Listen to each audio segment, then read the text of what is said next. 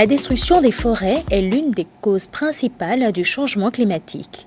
La dégradation de la forêt tropicale est à l'origine de 7 à 12% des émissions de gaz à effet de serre provenant des activités humaines, une proportion plus élevée que celle provenant des voitures, des poids lourds, de la marine, des avions et des trains du monde entier. Au Togo, les surfaces forestières sont en net recul. La nécessité de gagner de nouvelles terres agricoles, les coupes effectuées pour couvrir les besoins en bois de chauffe et pour la fabrication de charbon de bois, ainsi que l'abattage de bois d'œuvre ne cessent de croître. Le taux de déforestation est passé de 3,4 à 5,8% par an. Fort de ce constat, le gouvernement togolais et la Banque mondiale, dans l'élaboration du PGICT, ont conclu la participation communautaire à la promotion du reboisement pour reconstituer le couvert végétal.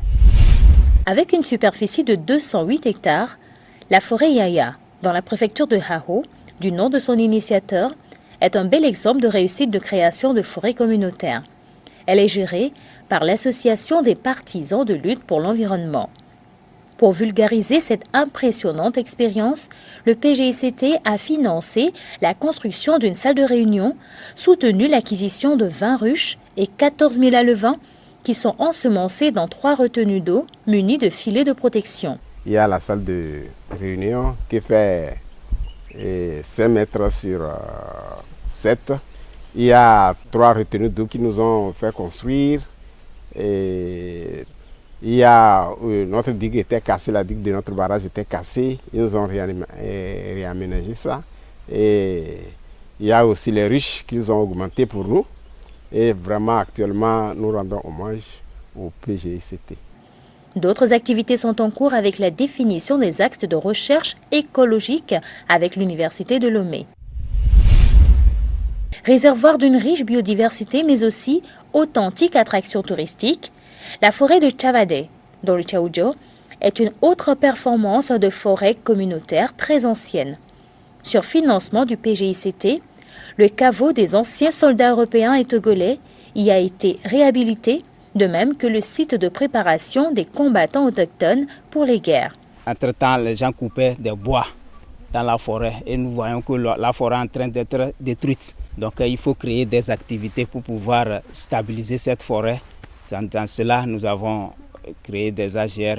Donc à partir de ça, la communauté va bénéficier de l'argent au lieu d'aller couper des bois. Nous avons construit un musée où nous allons garder les objets d'art qui vont vraiment permettre aux jeunes de vraiment voir, vivre ce que nos ancêtres vivaient. Par le passé, pour aller à la guerre, il faut se préparer. Et c'est à cet endroit qu'on prépare ça. Donc c'est un profit pour nous que le PGICT nous a accordé. Donc nous allons nous en servir pour pouvoir continuer à revaloriser nos cultures et de faire aux jeunes, les jeunes futurs, pour pouvoir les faire connaître de quoi vivaient nos ancêtres. Entièrement borné, un beau jardin y est aménagé et réoxygène les visiteurs. Les populations du canton d'Atiro, dans la préfecture du Zio, acteurs et en même temps victimes de la disparition progressive de leur forêt, ont approché le PGICT pour une solution durable. Elle a été trouvée dans la réalisation du sous-projet restauration de la forêt d'Atiro. Ce patrimoine culturel héberge le sanctuaire de Kpomdoave et ses divinités. Cette forêt, jadis d'environ 10 hectares, a été victime des actions des hommes, c'est-à-dire des actions anthropiques, et généralement les habitations qui ont grignoté suffisamment de cette forêt, mais aussi le front agricole qui, d'année en année, continuait toujours par empiéter sur cette forêt qui abrite des divinités ancestrales des communautés du village. Grâce au PGICT, la forêt est clôturée, des sensibilisations couplées de campagnes de reboisement menées à Atiro et dans les villages avoisinants. Le projet a permis la formation des apiculteurs, donc une activité qui est une activité génératrice de revenus, une AGR, destiné à réduire la pression sur cette forêt. Le projet a aussi permis de former les femmes en fabrication de foyers améliorés, toujours dans l'optique de réduire la consommation en bois de chauffe. Ténéga, un canton dans la préfecture de Doufelgou, regorge de plus de 30 îlots de forêt communautaire et sacrée d'une superficie totale d'environ 90 hectares. Ce vaste couvert végétal se dégrade d'année en année à cause des activités anthropiques. Pour arrêter l'hémorragie et restaurer la végétation sur demande des communautés de Ténéga, qui connaissent désormais l'importance et le rôle des forêts sur le climat, le PGICT a financé le sous-projet Appui à la restauration, à la protection des forêts communautaires et sacrées et des sols dégradés du canton de Ténéga. Il y avait des forêts par le passé que les parents respectaient et ils rentraient dedans pour des cérémonies. En faisant des cérémonies, celui qui est de passage ne voit pas celui qui est dedans pour des cérémonies. Et on a vu que ces forêts sont en disparition. On a dû reboiser pour toujours garder les coutumes et voir l'humidité aussi, tout ça là, pour ne pas perdre tous les plans comme ça. Il est soutenu par des activités génératrices de revenus au profit des femmes du canton afin d'éviter leur pression sur les forêts. Avant, on ne se connaissait pas dans le canton, mais maintenant, avec cette initiative, nous nous connaissons et nous savons comment transformer maintenant l'arachide en huile et en tourteau. Nous remercions beaucoup le PGICT pour ce projet. L'apiculture, l'élevage des volailles constituent les activités génératrices de revenus offertes aux communautés de Lassa dans la préfecture de la Kosa et financées par le PGICT pour éviter la coupe et le commerce du bois. Et les ruches qui vont permettre de ramener des revenus et entretenir ces forêts-là. Et ailleurs, c'est les coquelets. Les revenus qu'ils tiraient en coupant le bois seraient remplacés désormais par l'élevage. Conscients des bienfaits de la forêt et du danger de sa destruction, les communautés de Lassa ont sollicité l'appui du PGICT pour la réalisation du sous-projet Appui aux communautés locales pour la conservation et la gestion durable des ressources forestières des Bancabiens. Les flancs des montagnes, vous voyez, ces montagnes sont tellement dénudées. Et nous avons constaté tous ensemble avec les communautés que c'est sous l'effet de l'homme que disparaissent ces plans-là. Sinon, avant, c'était boisé. Si c'est déboisé aujourd'hui, c'est l'homme. Donc il faut maintenant réhabiliter, il faut maintenant remettre les plants à leur place. Ou bien ne plus couper chaque fois, ou bien en coupant, il faut remplacer. Donc on s'est entendu et ces deux projets ont été financés par PGICT et nous sommes en train de les exécuter. Nous avons compris la sensibilisation du projet, que ce qu'on est en train de faire, si on détruit les forêts là, ça ne va pas nous arranger dans notre milieu. On aura la sécheresse et puis l'eau aussi va tarir à tout moment. Et on a compris aussi qu'avec ça, on a beaucoup de développement, que les animaux peuvent rester dedans, que ce que nous ne connaissons pas va venir et on va voir. Les enfants aussi viendront trouver les animaux là, ils vont connaître aussi qu'il y a ceci dans la vie aussi qui va nous aider. Avec ça, les touristes aussi peuvent passer dans notre milieu de temps et autres. Avec ça aussi, ils vont nous aider à faire développer certaines choses à travers des forêts. Les femmes du groupement Novisilele de AVV, dans la préfecture du Bamono, ont bénéficié de l'installation d'une unité de production des huiles de palme acquise par le PGICT.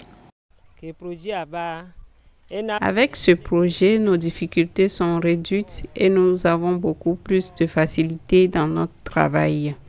Avec les machines, le travail est plus rapide. Avant, pour avoir 25 litres d'huile rouge, nous avons besoin de 3 jours de travail.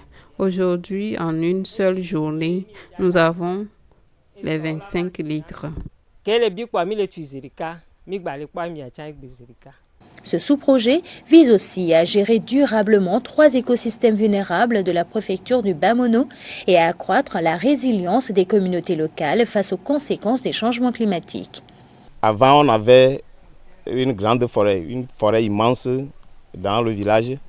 Et maintenant, nous avons vu que les actions humaines ont fait qu'aujourd'hui, tout est dégradé. Et il y a une petite portion, ou bien par endroits, qui sont restés et nous avons jugé bon les protéger et penser de comment les restaurer pour pallier au problème de changement climatique. Nous avons bénéficié ceci du PGICT et de la Banque mondiale qui nous ont aidés à protéger la forêt et à avoir ces machines que nous avons aujourd'hui. L'érosion des flancs de montagne constitue un problème environnemental majeur dû aussi au déboisement anarchique dans la quête du bois énergie. Les flancs de montagne de Nassiet dans la région des savanes et Hihiatro dans la région des plateaux ont subi une dégradation forte nécessitant un soutien urgent de restauration. Le village de Nassiet, à vue du ciel, est comme un village qui se trouve dans un puits. Donc tout l'eau qui descend, les écoulements maintenant qui sont issus de ces plateaux-là, ravagent toute la terre de Nassiet. Ce canton-là se trouve dans une sorte de cuvette bordée par des flancs de montagne. Et ces flancs de montagne-là sont nus, ce qui constitue un peu un danger pour les communautés. Le PGICT a soutenu les sous-projets de reboisement des deux localités respectives. Donc nous avons fait le reboisement sur près de 6 km. Ces arbres que vous voyez sont plantés sur près de 6 km tout autour de la montagne. Les eaux qui descendent maintenant, désormais, les racines les amènent à s'infiltrer dans le sol. Et par conséquent, les terres que vous voyez vers l'est, ces terres qui étaient ravagées, donc ces terres désormais ne sont plus ravagées. Le projet a pour objectif de restaurer et de protéger ces flancs de montagne là sur 25 hectares, ce qui a été fait. À Nassiet, le projet a installé un moulin pour faciliter la vie surtout aux femmes et aux enfants. Le fleuve Agnier qui croise la route nationale numéro 1 est en danger. Les communautés alertées sollicitent et obtiennent l'aide du PGICT pour le reboisement rapide des berges du cours d'eau. La plantation des arbres sur 4 km réduit progressivement le risque d'envasement. À chaque fois qu'il y a des pluies, c'est que les riverains sont toujours inondés. Il y a le village de Kablekopé et Jean Copé. Le pont sur lequel nous traversons pour aller à Takwame même est en train de se détruire. Nous avions reboisé les berges du site Agnier sur 4 km. À Gbatopé, dans la préfecture d'Izion, 29 000 plants ont été mis en terre pour constituer une solide galerie forestière le long du cours d'eau Lili. La protection des berges du fleuve Bilango à Kaboli a été financée. Les palétuviers sur financement du PGICT sont plantés le long du lac Togo, à Aneho et Clouvidonu pour recréer le riche écosystème perdu sous l'action humaine et protéger en même temps le littoral contre l'érosion due au courant marin. À Badou, sous l'impulsion du PGICT, l'ONG Genadi fait un travail immense de reboisement. Il y a 7,5 hectares qui ont été boisés, c'est-à-dire des espaces communautaires, et presque 200 hectares de plantations individuelles ont été aménagés et enrichis en plants de kaya, de fraqué et aussi les racines, les plants de café et cacao. Et ce projet a touché plus de presque 80 bénéficiaires directs, dont plus de 35 femmes. Hourra, hourra, hourra sont donc des cris de cœur et de joie, plus encore l'expression de gratitude des populations de Badou, d'Adrakpo et de l'ensemble des communautés bénéficiaires envers la Banque mondiale et le gouvernement togolais pour l'excellence de ce présent qu'est le PGICT qui est conçu à juste titre et à point nommé pour relever ensemble avec elle le défi majeur de changement climatique.